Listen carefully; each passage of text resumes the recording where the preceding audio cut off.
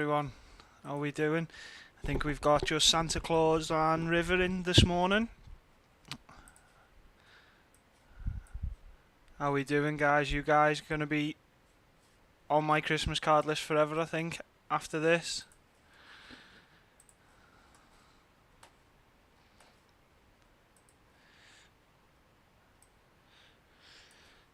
So let's kick off, guys. Can you guys just give me a thumbs up in the stream if you can see my draft there up on screen, my terrible draft that I've been tinkering with all night?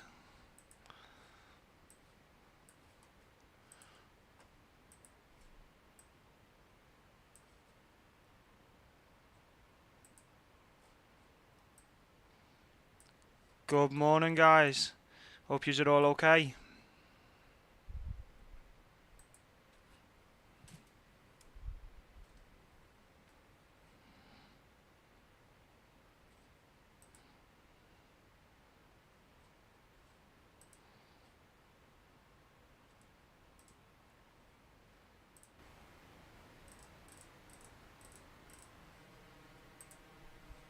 Good morning, guys. Can everyone hear me okay now? I think I've sorted some technical issues out there with the microphone.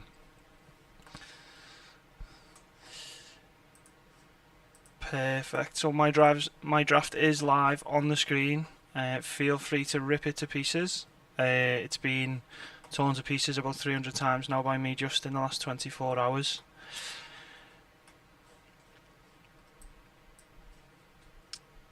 I'm just seeing there, guys, it looks like Wan-Bissaka is going to sign for West Ham. Romano's put a tweet out saying next one in for West Ham will be Aaron Wan-Bissaka in the next couple of days. I think that might be Henderson coming out for me and being replaced with Areola. Areola and Fabianski double up. Sounds too good to be true. Right, guys, I think there's only a couple of us in. Have you got any questions this morning? Let's fire away with some questions.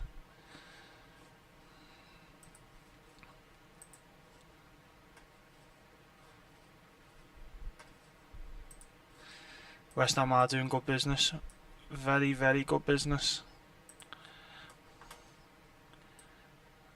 I like the look of the striker Fulkrug. I haven't seen much of him other than when he played for Dortmund last year in the Champions League, but looked very good. Somerville looked great both in the Prem when we seen him last and in the Championship last year. Looked also top notch, really. So it should be interesting to see what business they do in the rest of the window as well. They've signed a couple of centre backs. Todibo's set to be coming in.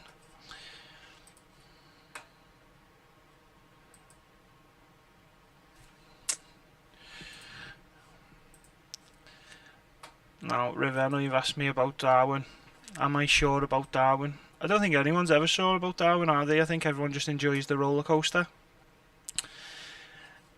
Now, the reason Darwin's in there, he is kind of a placeholder. I do like the idea of having Darwin in there, but he obviously is...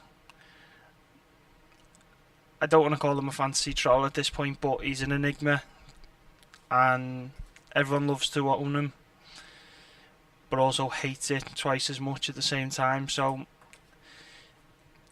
I would love him to be Solanke. If Solanke's going to be in for game week 1 in Spurs' starting 11, I would like it to be Solanke. But as I mentioned on Twitter yesterday, I do think the more mid-priced centre forwards we get that seem to be starting for better teams, the likes of Darwin, Isak, Solanke, all starting for Newcastle, Spurs, Liverpool, even Mateta coming back from the Olympics, I am more inclined to go without Haaland. I know that sounds probably crazy at this point, but the more mid-priced centre forward starting for better teams makes me want to load up in that midfield, which means losing Haaland and potentially not even having Salah. But for that to happen, I'd need good news on Mateta, Solanke, Darwin, Foden potentially. So there's a lot of if, buts and maybes. Are you guys going with Haaland, with Salah, with both, or with neither?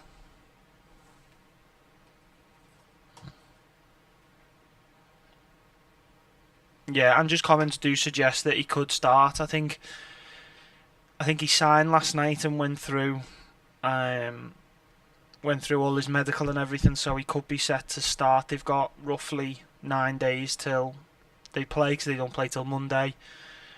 And worst case, he's probably going to have 7 days of training. Let's just say with a couple of days off in there. I think that's plenty of time for someone of Solanke's kind of Premier League proven goal scorer. And Ange kind of will know where his strengths are and where his weaknesses are. So I do think there's a really good chance Solanke starts in game week 1. I've currently got Son in my draft as well, which I do think impacts Son. I don't think it's going to be plain sailing for Son as that main premium midfielder in my team if I go Solanke. I think he's got to come out. But yeah, it's as I said, there's still lots up for grabs. I think most teams are playing friendlies today, so there's a lot of information to come from this weekend, not just from the Community Shield this afternoon. Yeah, it is tough to ignore Salah and Haaland for the initial fixtures. I think the thing for me, especially as a Liverpool fan, I'm still unsure what role Salah will play in the team in terms of focal point, because we have been playing with Jota in there at number 9 for the last couple of pre-season games, but I do think when we've got more of a focal point in there, i.e. Darwin, I do think he will see the majority of the chances. And not that I think he'll ever cover Salah, but I think that 5 million difference between Darwin and Salah, and the ability to then go and target the other teams, your Sakas, Palmer, Foden, KDB, even Son if people like Son, is a big opportunity really, to do so, and definitely one that needs to be watched in these first few weeks. So yeah, at the minute I've got Haaland in there, and I think he'll probably stay, because I don't think I'll get all the news on kind of the players who are 50-50 or 60-40, because I don't think Foden's going to get any minutes today. I don't think we're probably going to find out if Mateta's starting. I don't think we're going to get a definitive on Darwin from Slot over the next 7 days. I think he may get some minutes tomorrow, when Liverpool play. And even Trent's in there obviously as the highest priced defender at the moment, but again, no minutes from Trent so far in pre-season. So it'll be interesting to see if he plays ahead of Conor Bradley tomorrow, if he gets minutes, if it's in midfield, if it's at right back, and to kind of see where he plays. And I know there's been some whispers on Twitter around Gvardiol, obviously because there's people have been posting about Cancelo staying and obviously maybe coming back and playing. I do think if Cancelo stays, that may be enough potentially for me to be worried about Gvardiol. I think initially I'll probably start with him, but with one eye on Cancelo and his minutes. But yeah, so there's still lots to change in this team. Obviously, the person who's probably most locked is Alexander Isak, and then probably Lewis Hall, and outside of them two, which I didn't think I'd be saying, a Newcastle fullback not named Kieran Trippier would be nailed, but I think him and Isak are the two who are really nailed down in this 11 anyway. That's really good. So, is there any changes you guys looking at this squad that you think are glaring misses? I know Salah's not in there, so and there's got obviously a couple of premiums that I can't stretch to. But is there any kind of weaknesses? Do you think there's any weaknesses in midfield potentially, or anyone I'm really missing in there? Especially at kind of the cut price options, your 6.5s, your 6, your 5, and 5.5s. Any thoughts on that?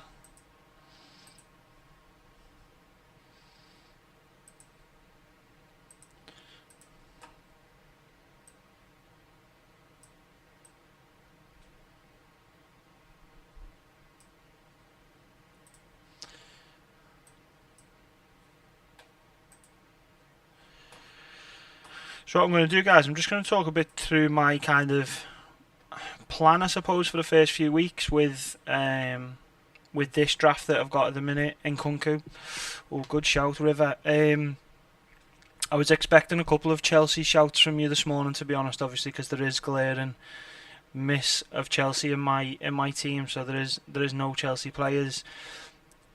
I have toyed with Cole Palmer, I'll be honest. Instead of Son, obviously, if Solanke comes in, it's just the amount of players Chelsea are signing that slightly scare me. I've had Madueke in there, I've had Nkunku, I've had Palmer at various stages. I've even had Nicholas Jackson early on. But the more players Chelsea sign, the less I want to get involved. Like, do we even know, probably outside of Nkunku, who's nailed in that side from a fantasy point of view? Maybe Reece James, but again, he's not going to be involved in the first few weeks. But yeah, I think unless something changes over the next week, I think I'm more than likely going to go with no Chelsea.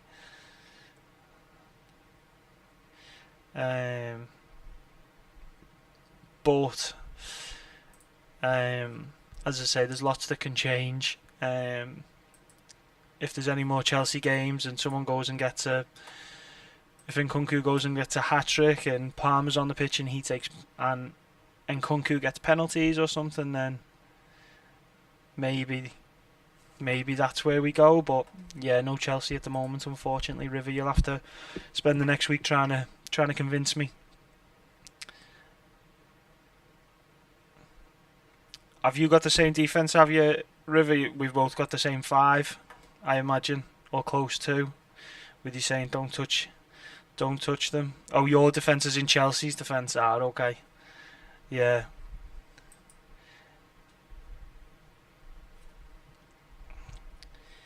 Yeah, I think with Palmer and Nkunku, they are the two obviously key standouts. Nkunku probably because of his price, and Palmer because of obviously what he did last season. On Palmer, I'm just not 100% sure he can replicate everything he did last year.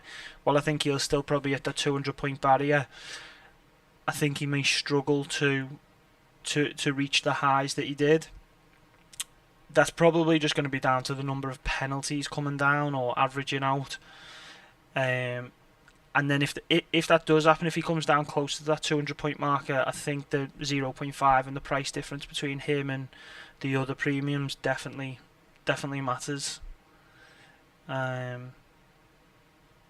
yeah, and Nkunku is kind of a game breaker at 6.5 really if he hits the ground running. I just want to see where he's going to start with all these players coming in, obviously with Neto, Palmer, Madueke, himself, Kieran Dewsbury-Hall. You've got a ton of players in there that can play in them attacking roles. Sterling, nearly forgot Sterling. So yeah, I'm just really keen to see where he's going to play. I think he'll play 90 minutes every week and he may be moved around that front four, but yeah, I think he's more of a wait and see for me. If I do bring him in for game week 1, he'll definitely be benched, I think. And then just obviously waiting and hoping for those good fixtures to roll around.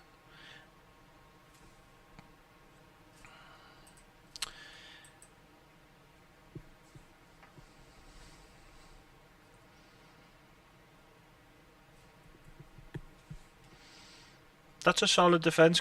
Gvardiol, Bain, Konsa, Barco, Mikalenko. The only concern for me there is probably Dan Bain. I think his minutes will be nailed at the start of the season. Maybe if Newcastle do go to sign Mark Guehi, I think he'll lose his place because Guehi will play that left hand side. And then I think Lewis Hall is going to be first choice left back this season, so I think Dan Bain's going to be used as kind of cover for both that left sided centre half and left back. So he's going to be nailed for those first couple of good fixtures, I think. But by the time game week 3 rolls around and then the international break, I think Bain could lose his place, and therefore he's just a bit of a transfer waiting to happen for me, I think. Dan Burn, which is why I've kind of avoided him, and Lewis Hall's in there because I do think he's nailed at the minute. He's playing so well at left back. He finished the season really well. I think he's got a couple of goals and a couple of assists as well, or maybe one goal and a couple of assists in pre-season. But yeah, Dan Burn's the only weakness in that defence for me. Yeah, I think if Guay does come in, he's an easy replacement for Burn. Obviously, both being 4.5. I'm just not sure if that deal's going to happen before game week 1. So you may need to either take the punt on Guay early and bench him for a couple of weeks until he's up and running at Newcastle, or look somewhere else, or look at Hall or Livramento if he starts, and then go to Guay when he comes in. River on Kwanzaa, do I think he starts? Yes, I think initially it's his spot to lose. I think he's been playing right central defender all through pre-season, which gives me good signs that that's his spot, because Virgil will come in and play at left centre back. Even when Kanate come into the team for a pre-season game, he played at left-sided centre half, which says to me that Slot wanted to give Kwanzaa a solid run of games in what will be his position to start the season. Now, we have got 2 early international breaks, obviously, in the season. I think before game week 7 we've already had 2 international breaks potentially. Do I think he'll keep it all the way? He may lose it when Europe comes in and there's a bit of rotation, because he may play in those Champions League games. But I don't know early on if Slot will want to rotate his centre-back partnership. I think he'll want to get that settled early, and the way he plays, he'll want an understanding between the goalkeeper, the defenders, the midfielders and the full-backs. So I do think he starts. I've had him in a few of my drafts ahead of Konza, to be honest, to double up on that Liverpool defence, because those fixtures are so good early. And it is still something that's kind of on my radar at the minute to maybe bring Kwanzaa in. Again, I just want confirmation that maybe he starts tomorrow and hopefully plays some minutes with Virgil, and seeing them 2 at the back, and if them 2 either start tomorrow or finish the game together tomorrow, I think we'll pretty much get our answers on Kwanzaa as to whether he's the centre back of choice next to Virgil for this season. But yeah, in my opinion, I think he will be, and he's a great way into that Liverpool defence if you haven't got Trent. But also, Robbo is back training for 6 million. Obviously, we don't really know how fit he is. He only started training a couple of days ago, and yeah, Joe Gomez played really well in spells last year for Liverpool at left back. But new manager, new system. Who knows what Robbo plays like, whether he asks him to kind of play as a left-sided centre-half when Liverpool are attacking and things like that. But yeah, I think there's a lot of wait and sees for Liverpool, but Kwanzaa and Trent will be, if you're looking to double up and do it kind of most efficiently, I think Trent with Kwanzaa alongside will make a great kind of double up on Liverpool's defence for the first 5-6 weeks.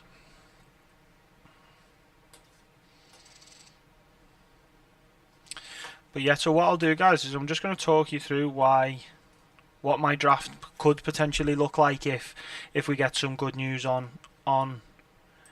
Solanke. So I'm just going to switch over to FPL.team just because it's a bit easier to mess about with. So at the moment, obviously you can see I've got Darwin in there, so Darwin will become Solanke. Now with Son, if I bring Solanke in, the likelihood is I go without Son, which then means, again, if we get good news on Foden, I'd really like to go Foden. I ended last season with Foden pretty much for most of the back end of the season. I actually captained him on the last day of the season, which won me a couple of mini leagues and boosted me up the ranks somewhat. I think I finished around 60k. And yeah, so I think if I got good news on Foden, I'd immediately jump on him. So he would come in for Son at 0 and then give me 0.5. And then when I look at this side, this is where I start to wonder about what I could do if I didn't have Haaland. Because I don't think I want to triple up on City at the moment with Haaland, Foden and Gvardiol. I think there's some good fixtures to be taken advantage of with the other premiums. But again, I'm then relying on news to come down from Haaland to, I don't know, let's say Mateta or Darwin. So again, if, let's just say, I took Haaland out for Solanke effectively and Son become Foden, all of a sudden I've got 8 million to spend, and that seems like a ridiculous amount to spend on the team. So what I'd probably look to do is Minter, who's on the bench at the moment from Brighton, he would probably become Saka or Palmer. That's kind of where I'm looking at the moment, but let's just say he becomes Saka at the moment. The team starts to look like this with still 3.5 in the bank. There is chance that I could go Bailey up to, I could bring Son in, KDB, I could basically bring anyone in, but Salah really, because I've toyed with bringing Palmer in, which does this for this midfield: Foden, Palmer, Eze, Saka. Now obviously I'm over budget by 5.5, so what I'd do there is drop Smith Rowe down to Rodgers, as long as his minutes look secure in the final pre-season. I think they play today, and then the team would look like this, which I think looks fantastic, but it is terrifying that there's no Salah and Haaland in there. So yeah, it is kind of terrifying. And in terms of captaincy, because I did mention this to someone yesterday on Twitter, and they said, what about captaincy? So I think Isak is the best captain game week 1. I think regardless of Haaland and Salah, and I think most people will captain Haaland because of what he's done in pre-season, but I do think Isak is probably the standout captain. Now what I'd probably look to do here, if I just skip across to game week 2 for captaincy, I've got Foden obviously at Ipswich, at home to Ipswich. I've got Palmer away to Wolves, Isak against Bournemouth again. Probably wouldn't captain Saka against Villa, but there's captaincy options there. Again, I'd probably just stick the armband on Foden and hope Haaland goes missing for 90 minutes. That would be really good. If that could happen, that would be a dream. And then into game week 3, again, I would probably be looking at Palmer against Palace or Saka against Brighton. That's kind of where we're looking for captaincy in the first 3 weeks. Now, I'm kind of looking at a wild card in game week 6.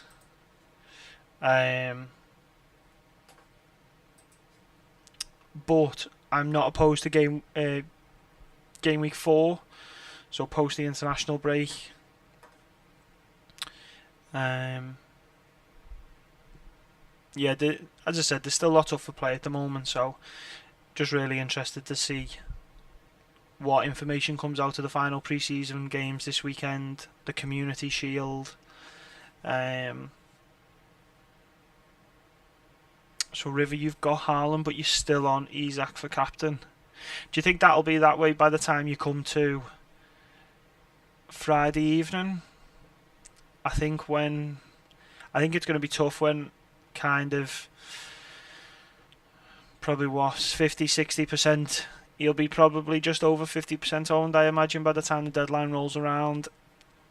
And I think most people will captain him just through fear initially.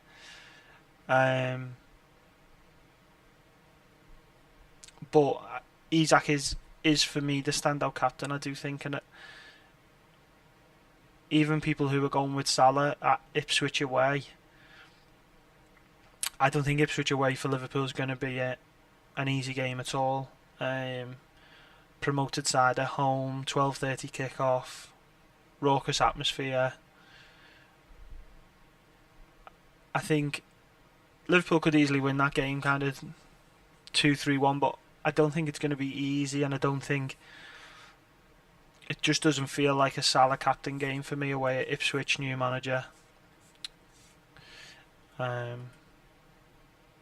yeah, Isak, River, you're hard on it. I'll keep you to that on Friday evening if you're looking to go Isak. If I see that armband on Haaland on Friday evening, then we'll see if you've changed through pure fear, really. I think I might, to be honest. If I keep Haaland, it'll be really tough for me not to go Haaland captain, I think, first week.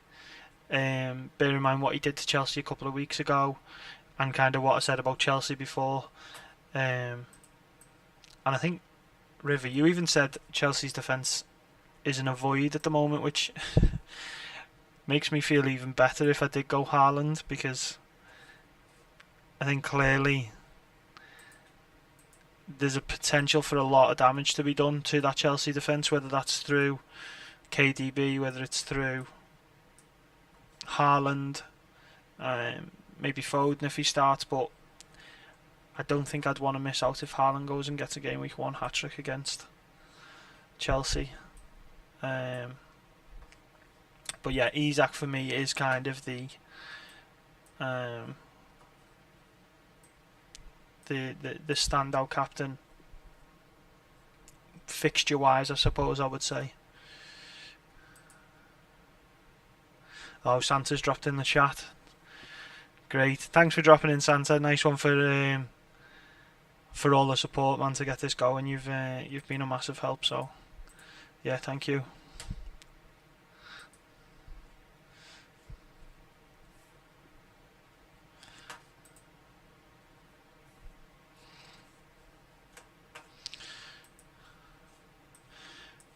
Right, so you might have seen on Twitter last night, guys, I put a little tweet up late last night around my predictions for this fantasy season. So top scoring forward, top scoring midfielder, defender, goalkeeper, the lowest scoring premium, and the top scoring 5.5 mid, just because obviously that was a key topic over the last few days in the FPL community around 5.5 mids. I think everyone's trying to save a few million here and there, so 5.5s have become all the range. So I went top scoring forward, I went Haaland. I think most people will be in agreement for that, or I'd like to hope most people would be in agreement for that. Top scoring midfielder, I went Salah. Top scoring defender, I went Trent. There's no Liverpool bias, I promise. Top scoring goalkeeper, I actually went Areola. I think not just because of the signings. I think defensively, Lopetegui is fantastic. I think we've seen that at his time at Wolves. There was a lot of 0-0s, a lot of 1-0 wins. And I think during his time, Jose Sa was one of the best goalkeepers to own. So I just think defensively they'll be solid. Obviously the new signings are fantastic. And yeah, I think that basically means I do think that basically means that Areola will be a solid 4.5. I know the fixtures aren't great early on, and I've got Henderson currently in my team, but I do see if I do go wildcard 6, I think it will be Areola and Fabianski double up for me. I can't see any other way post that game week 6 wildcard that I go without. I go without at least one West Ham defender or coverage of the West Ham defence, and it would probably be Areola for those reasons. And yeah, I think he'll end the season as the top scoring goalkeeper. Lowest scoring premium, I've actually gone Palmer.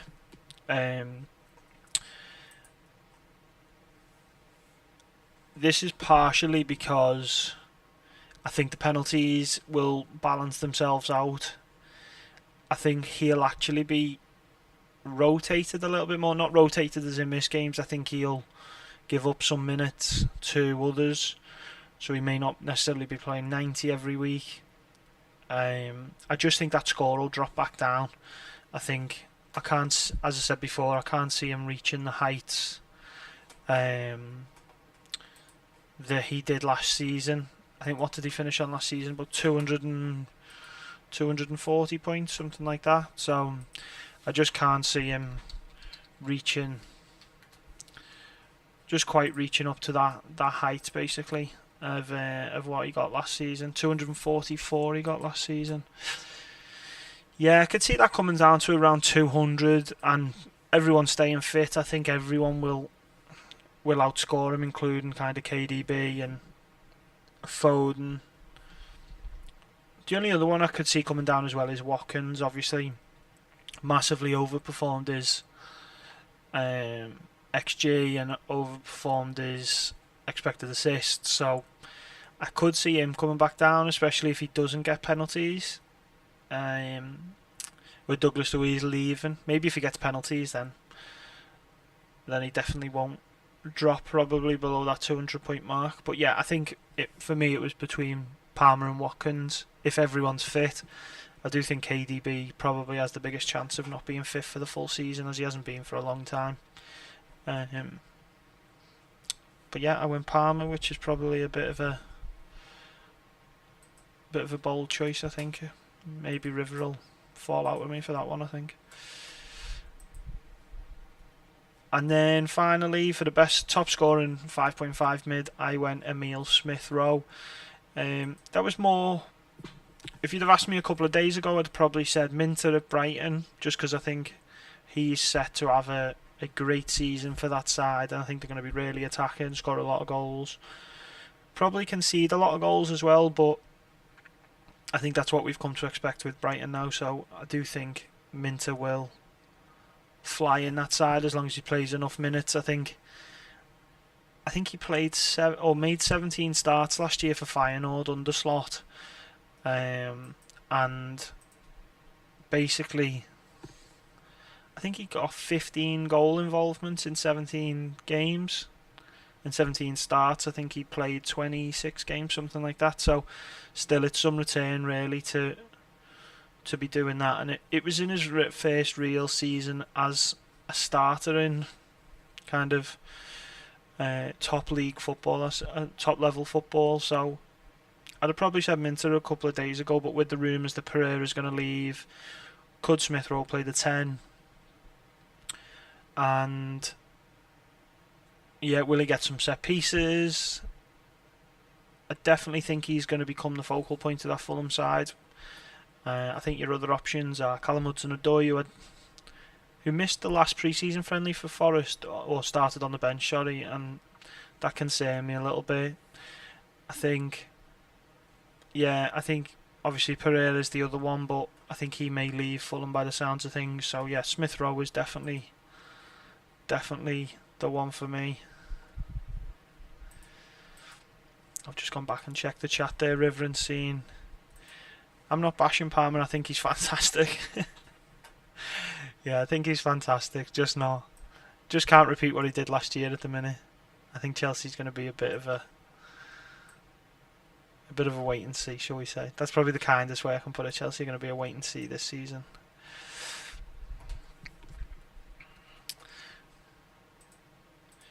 Yeah, I think with Emile Smith-Rowe, I think the Fantasy Premier League official Twitter put out this morning or yesterday maybe that before the Fulham move he was 1.5% owned, I think, and now he's on his way up to 7%. I think that'll be closer to 10 by the time the deadline runs round, maybe 8-9%. I do think he'll probably be the first choice 5.5 for everyone who's got one of those slots in the team. Obviously I've currently got 2, so I have got Minter on the bench. And if I do go with this draft or something, the same structure as this draft with the 2 5.5s, they will definitely rotate with Bailey probably is my 6.5. Those three will rotate, playing 2 out of 3, and they actually rotate really nicely. So Minter could play first week against Everton, to be honest. Smith Rowe's in there at the moment just because of United's defensive problems, but we'll see what they're like today later on in the Community Shield. And then he's got 2 great fixtures in Leicester and Ipswich. So he's got Leicester at home, Ipswich away, West Ham at home, Newcastle at home, Forest away. So there's only really probably the Newcastle game that I would feel that there's better options for, but it is at home for Fulham, and Fulham are a decent side at home. And in game week 5, Minter's got Forest at home. Obviously we've also got the Ipswich at home there in 4 and 5. So 2 games I would be keen to get him in my side for in 4 and 5. And again with Bailey, so these have all got great fixtures over the next or over the first 6 weeks. So they'll all rotate probably, also including Konza in there as well. But yeah, there's still a lot for grabs at the moment. And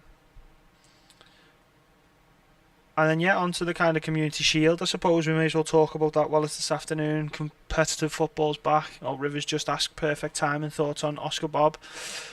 If Grealish is injured, which I haven't seen, to be honest, I imagine is that flying around on Twitter. I'm just gonna have a quick look. Is he missing?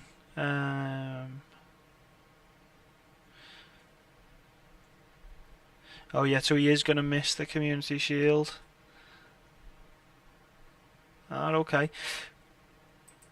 I think Oscar Bob's nailed on, really, isn't he, to start that first game. I think from what Pep said, it doesn't look like Foden's going to get any minutes. Grealish now is injured. Bernardo will probably play in the middle with KDB, I imagine. But I think Bob will probably make that spot his own for today and for the first few weeks. So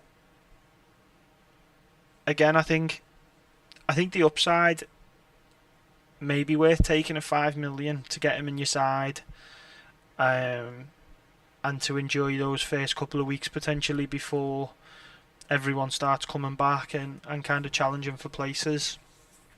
Obviously, City still have got Doku. They've got Grealish if he's back for next week. You've got obviously Bernardo who can play out there if they do start getting fit. They've got a lot of players that can play in those wide positions, so it is always tough. But Bob obviously been fantastic in pre-season. It looks like that spot is his own. But obviously Alvarez is gone. But you have got Savio who's come in. I don't think he's played many minutes in pre-season, so there might not be much to worry about. But Bob's currently at about 1.5% owned. I think if he plays well today, if he scores, gets an assist, I think we could see that. We could see that skyrocket really fast, somewhere between probably close to. He could probably get closer to 10%, I imagine, before game week 1 kicks off if he plays well today. But it all depends on the other City assets, I think. Do I think I'd pick Bob?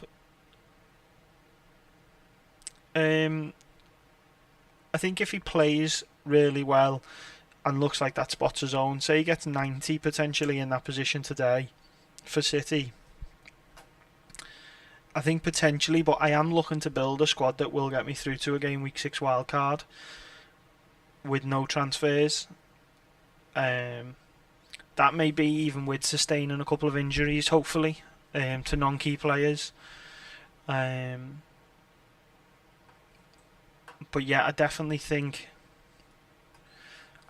he's an option. Similar to Ahmed for United, probably to a lesser extent. 5 million, looks to have nailed down that spot. Hasn't really got much competition on that side. Obviously, Anthony, who I'll be surprised if he plays a lot of football for United. I've seen talk of Sancho going, so maybe he won't be at United much longer. Garnacho could play out there, but he also likes to play on that left hand side where Rashford does. So again, interested to see what Ahmed does today, and Bob. Both 5 million, both great enablers if they play well and if people want to take a punt on them. But I am more interested in probably the more kind of sturdy assets from both City and United. I think Fernandes interests me from a United standpoint, and Rashford at 7 million. He had a great season a couple of years ago. At around, was he 6.5, 7 million? I can't remember. His price come down definitely a couple of years ago, and he had a really good season and was in my team for a lot of that season. So I'm interested to see, as I said, Fernandes, Rashford, and then from City side, it's obviously kind of the big guys. So you've got Foden if he gets any minutes. KDB, I think will get minutes from what Pep's been saying today. I think Haaland will get, obviously probably play 90 today if he scores and looks fantastic. Then yeah, it's always nice to see if you're going with him. And Gvardiol, I think City defence is always obviously a minefield, picking City defenders, but Gvardiol looked to nail that left back spot at the end of last season and really make it his own. So yeah, really keen to see him still playing that attacking full back role, because if he's not and he's maybe inverting or Pep's changed the way he wants to play this season, which he often does, then Gvardiol could be one that goes for me. I'm really interested to see where he plays, and it does make a difference. It will make a difference to see how he is playing and what positions he's taken up from that left back spot, to see whether we actually roll into game week 1 with him.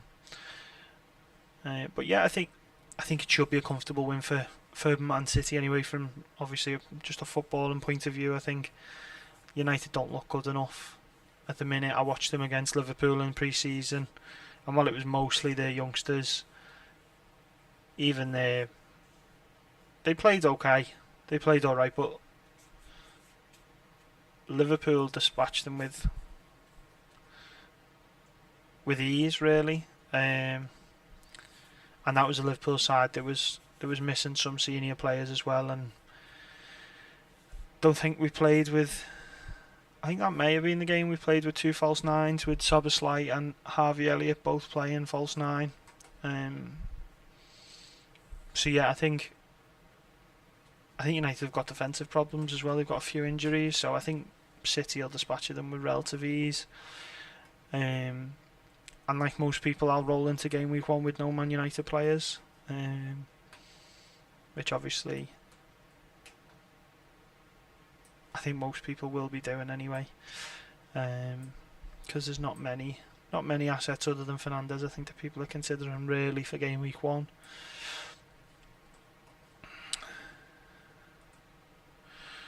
Right, let's have a little look.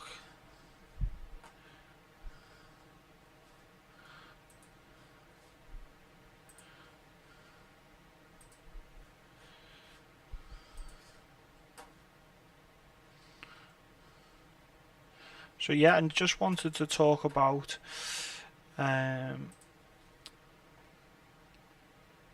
little bit about the channel, just to give a bit of an overview about what we're going to be doing going forward, hopefully.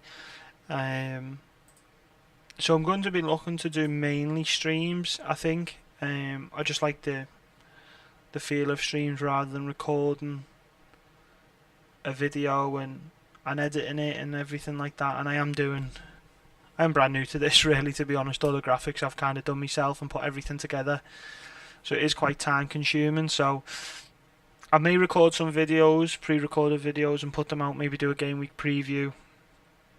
But I am looking to do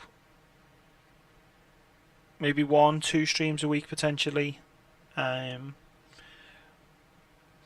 pre and post the game week really, and yet really just chat all things FPL. I am hoping to have some guests join me potentially as we go throughout the season, because I think having a couple of people on the stream definitely is good from giving different points of views out, and really just giving two different points of view for the audience and kind of understanding two people's thoughts, because I do think FPL is a game where obviously a lot of opinions are involved and a lot of people see football very differently, and some people, obviously you've got the analytics community that like to kind of just follow the data, and yeah, I think having two people on here definitely just will give two different points of view and really give a more all-rounded feel to the stream really. So yeah, I'll definitely be looking to have a couple of guests on, so if there's anyone that you recommend or any content creators that you follow or that you really like, then do give me a shout, because I'll definitely reach out to them and see if we can get them on. And yeah, that's pretty much it, to be honest. Everything I wanted to talk about, I've gone through my draft. Is there any kind of burning questions or anything like that anyone wants me to touch on before we drop? I think a good first stream. What have we done? 50 minutes so far. I think that's not too bad. I think we've done alright. We've managed to get through it.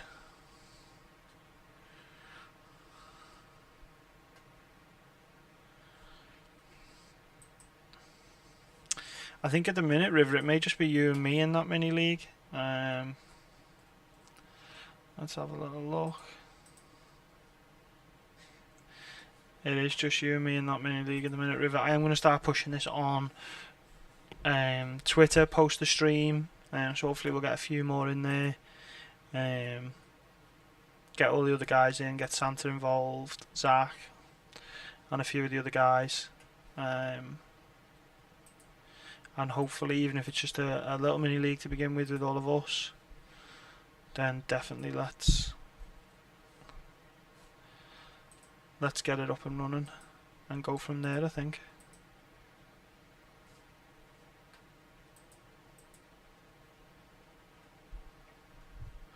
Thanks, River. I know I think the graphics look alright because I did them myself, but I am slightly biased. But yeah, hopefully we'll see you again soon, and we'll chat soon. Speak to you soon. Cheers, guys.